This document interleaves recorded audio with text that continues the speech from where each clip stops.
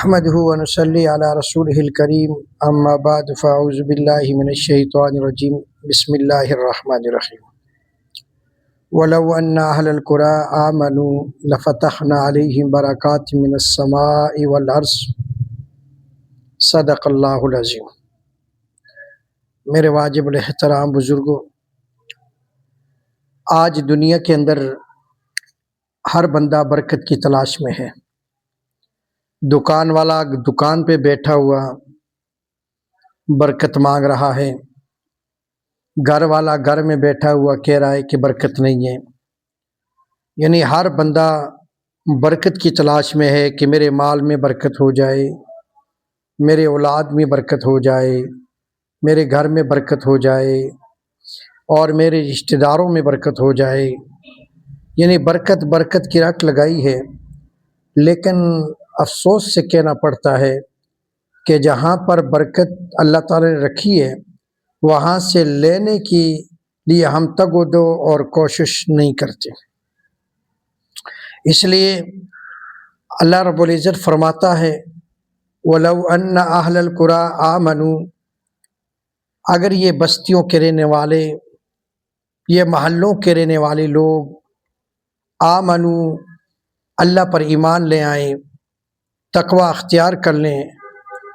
واتقوا، اور اللہ کا خوف اپنے دل کے اندر بٹھا لیں، لفتحنا علیہم برکات من السماء والارض، اللہ فرماتا ہے کہ میں زمین اور آسمان سے برکتوں کے دروازے کھول دوں۔ اب آپ کو معلوم ہے کہ ہم مسلمان ہیں اور ہمارا قرآن پر، نبی علیہ الصلاۃ والسلام کی رسالت پر پختہ ایمان اور یقین ہے، اور اگر قرآن پر ہمارا ایمان ہے اور قرآن کے ایک زبر زیر کے اندر بھی اگر کوئی شک کرے گا تو اسے ہم مسلمان کہنے کے لیے تیار نہیں ہیں۔ تو جب قرآن برکت کا دروازہ دکھا رہا ہے، جب قرآن برکت کی جگہ دکھا رہا ہے،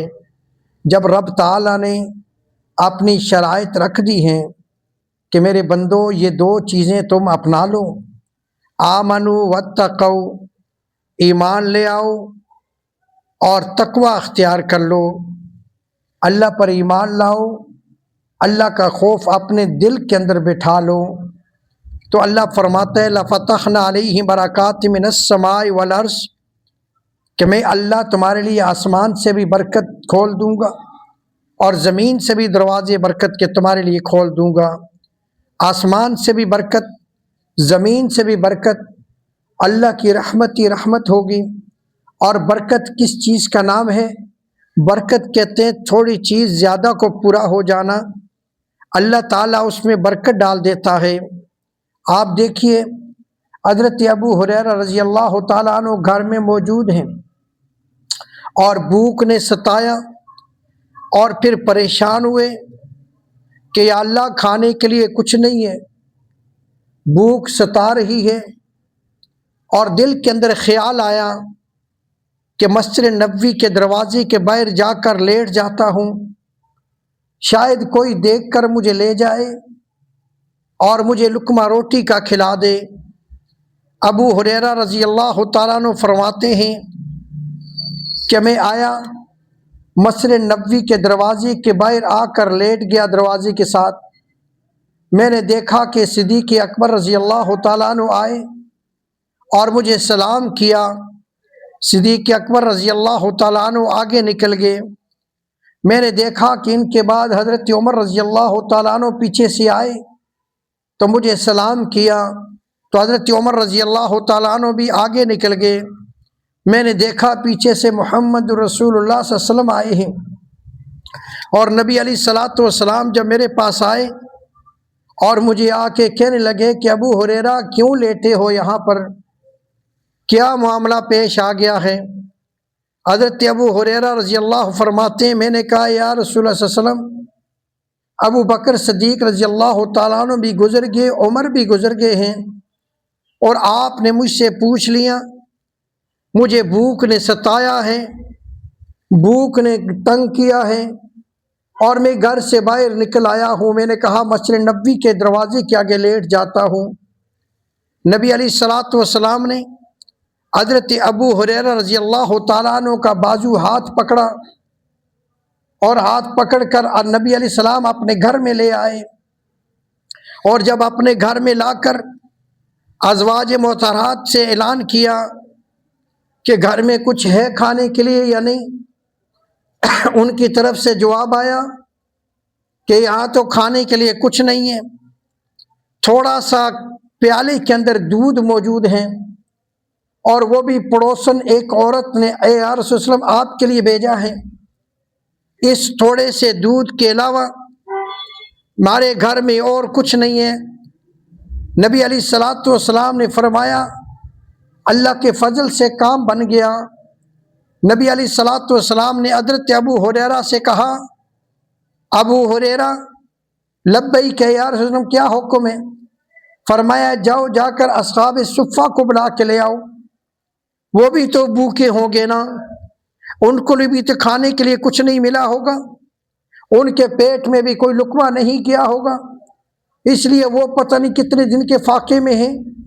ان کو بھی بلا کے لاؤ۔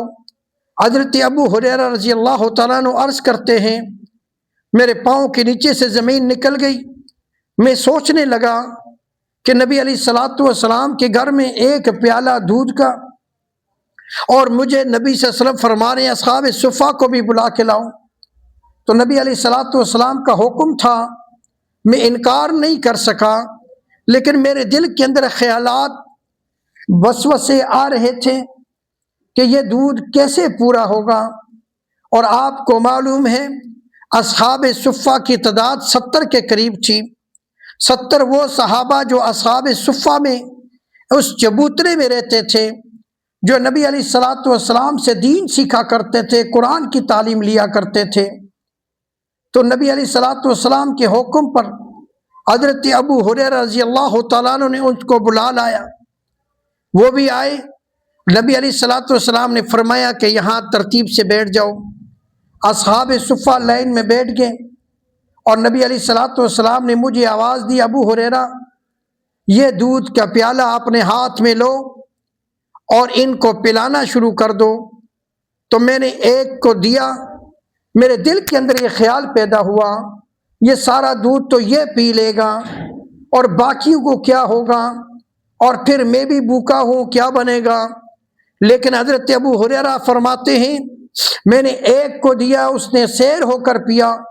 میں نے دوسرے کو دیا، سیر ہو کر پیا،